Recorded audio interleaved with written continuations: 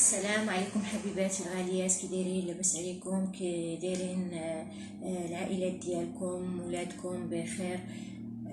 نتمنى يا ربي تكون اموركم على احسن ما يرام يا ربي، ويبعد علينا هذا الوباء ان شاء الله. تعود الحياه،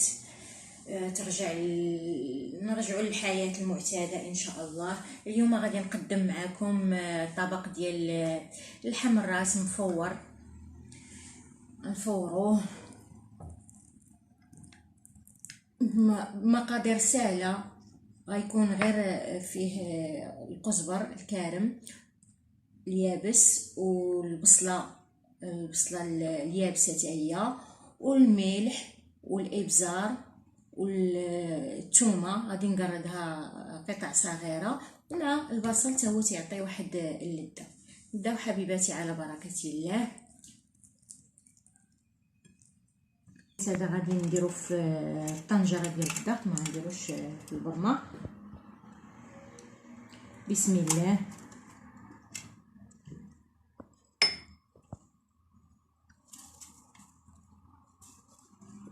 نديرو شويه من العطريه،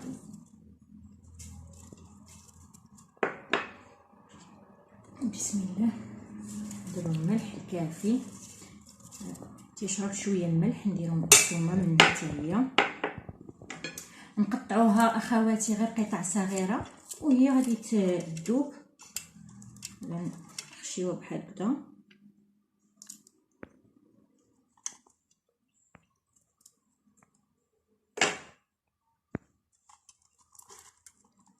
صافي اخواتي،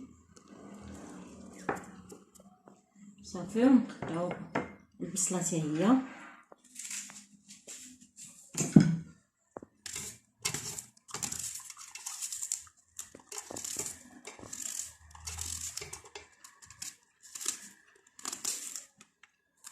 البصله مزيانه. نستعملوها في تقريبا بجوج الاطباق ديالنا، وناكلوها خضره وناكلوها طيبه، لا سيما في هذا الفصل ديال الصيف.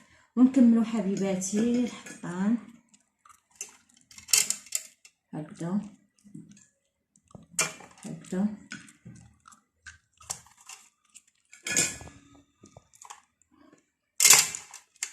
هكذا حبيباتي. ونعاودوا نكبوا هاد العطريه اللي بقات.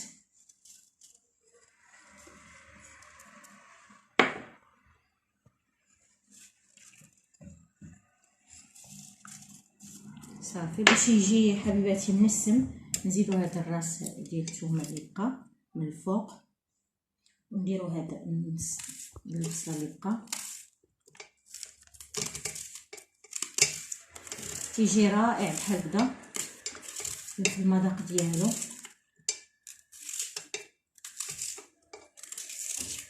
صافي. ونسدو عليها حبيباتي، نسدو عليها تقريبا ساعه ولا ساعه ونص على حساب منين نحسو بها طابت. صافي نسدو عليها. يلا نتلاقاو حبيباتي من بعد ما طيب. وهذا هو غدانا حبيباتي، هانتوما تتشوفوا. مهم فورت هاد الخضره، فورت الخيزو، فورت القرعه حبيباتي. المهم قليت شويه الفريت، وهذا الراس ديالنا مبخر فعلا تيجي رائع. وقبلوا علينا، قبلوا على هذا الغداء اخواتي الغاليات، وسمحوا لي لا شهيتكم.